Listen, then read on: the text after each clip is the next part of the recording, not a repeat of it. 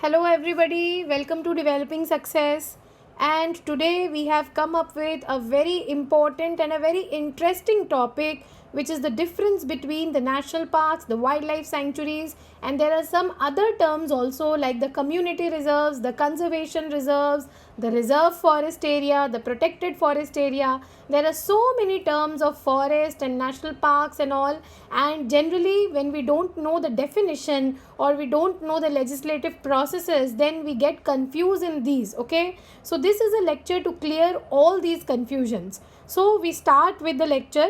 So first thing, when we do this thing of national park and wildlife sanctuaries, we need to remember the Wildlife Protection Act 1972. So this was the first piece of legislation which was enacted in the parliament after independence related to environment. So before 1972 and since independence on 1947, there was no piece of legislation. All the forest acts and the acts related to environment were passed in the British Parliament, not in the Indian Parliament. Okay, so this was the first act. It was passed in 1972. In the same year, the UNEP, United Nations Environment Program, was also established as the environmental organ of the United Nations with headquarters at Nairobi. Okay, so Nairobi is the capital of the country Kenya, and this Kenya country is in Africa. So we start with the Wildlife Protection Act. In the Wildlife Protection Act, there is the mention of protected area. The definition of the protected area is given in this act, and protected area says that there are four major protected areas in India, and those four major protected areas are National Park, Wildlife Sanctuary, Conservation Reserve and Community Reserve. We will understand all the four in very detail, but first of all we need to know that what is the difference between forest cover, recorded forest area and green wash area. So whenever you read the newspaper, the Hindu, the Indian Express, or you go through some other articles of environment, you will come across these definitions, these terms like the forest cover and recorded forest area. So they are not synonymous. That means they do not have the same meaning. They all have different meanings. So we start with the first one. The first one is the forest cover. See, I have also covered the forest cover in very detail with definition and with data in the India State of Forest Report 2019, which I have attached in the description box. You can see the whole series for that. It will be very helpful in your mains exam. So what is forest cover? Forest cover is that forest where the tree canopy is more than 10%. This is the canopy. Okay, so more than the 10% irrespective of land use, ownership and legal status, and also the land is more than 1 hectare. So if there is a patch which is less than 1 hectare, that is not recorded as forest cover in India. Okay, so the forest cover in India is only regarded as that patch of the forest which will be having 10% tree canopy at least, and also 1 hectare land collectively at one place.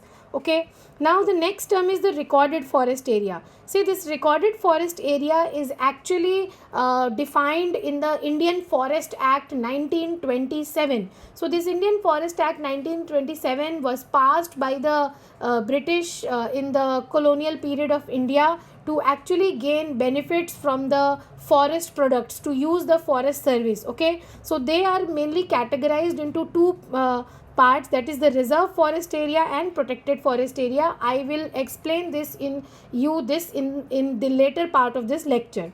Next is your green wash area. So it is nothing but the green wash area is just the green patch which is seen by the satellites, or which is seen by the helicopters, or which is seen on the maps. Only the green patches in India. It can be forest, it can be non-forest, it can be only tree, it can be tree outside forest, it can be some national park. So every green patch which is seen on a map or a topo sheet is the green wash area.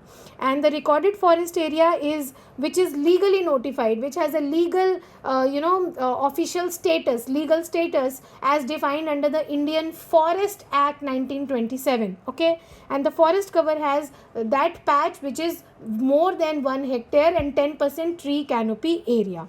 So these are the three terms. Now we move on to the definition of national parks and wildlife sanctuaries, and simultaneously we will do the difference also. So the national parks and wildlife sanctuaries, actually both these national parks and wildlife sanctuaries can be declared by the state, okay, but there is a small difference between them, is that national park is accorded major and more protection, but the wildlife sanctuary is having less protection than the national park. This is one of the major points. Apart from this, in the national park no human activities are allowed, like agriculture, grazing and organic farming, timber collection. All these activities are banned in national park, but they are allowed in wildlife sanctuary. So in the wildlife sanctuary, some kind of agriculture, farming, timber collection, grazing of the cattle can be seen. The next difference is the national park actually protect and conserve everything which falls under that park. For example, the flora, fauna, any heritage value kind of thing.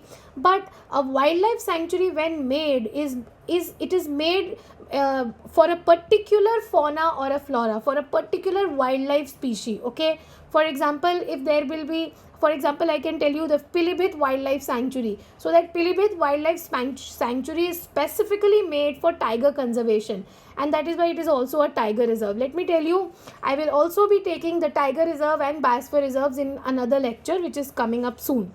Now, the next difference is the national parks are having fixed boundaries, and the boundaries are actually fixed by the state legislation. Okay, by the act it is defined that this area will be the national park.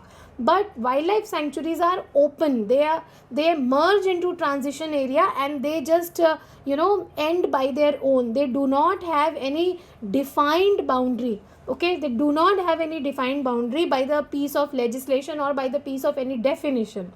Now, the wildlife sanctuary can be converted into any national park, okay. It can be upgraded into a national park, but the national park, any national park in India cannot be degraded to wildlife sanctuary. So in short, national park cannot be made to wildlife sanctuary, but any wildlife sanctuary can be converted into national park.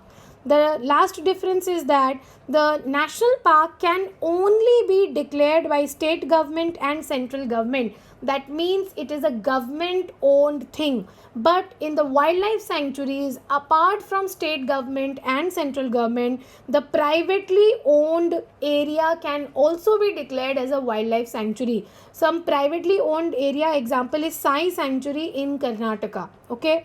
But if we talk about the similarity of the national park and the wildlife sanctuary, both can be declared by the state government as well as by the central government, okay. Both national parks and wildlife sanctuaries are protected under Wildlife Protection Act 1972, as I told you in the starting of the lecture.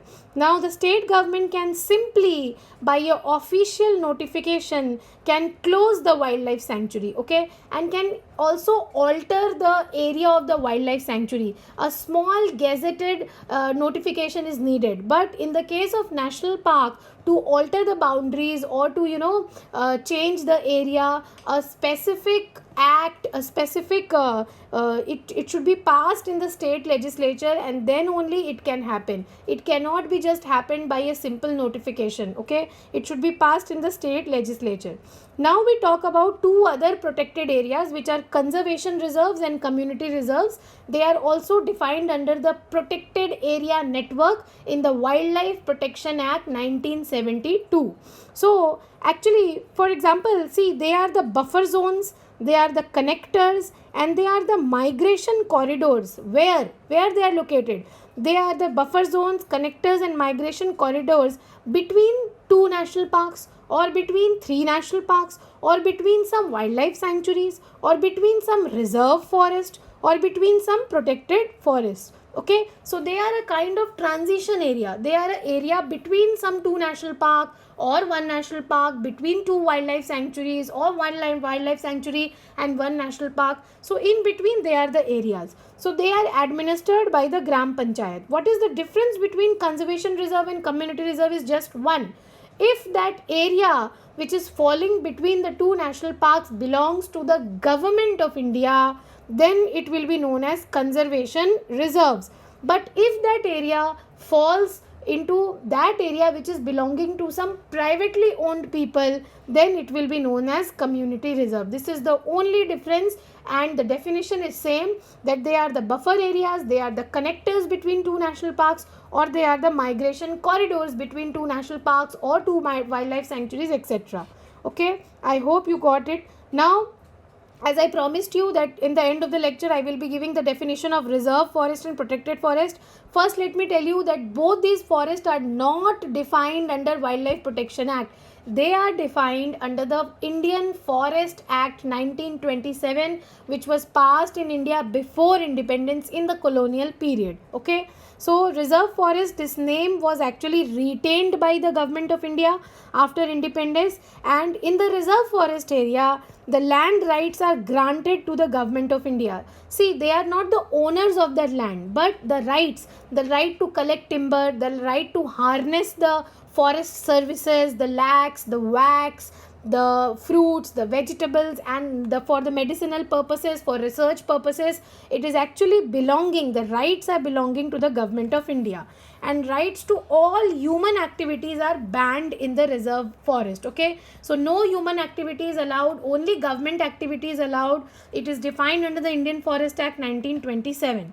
But the protected forest, they are also defined under the 1927 Indian Forest Act, but they are the areas where the government has the property rights. That means this area, apart from the land use, they are also the owners of this land. This is a government land, and these lands can be upgraded into wildlife sanctuaries, and when they are becoming a wildlife sanctuary, they can be further upgraded to a national park. So this is a small thing, the reserve forest and the protected forest, both are defined under the Indian Forest Act 1927.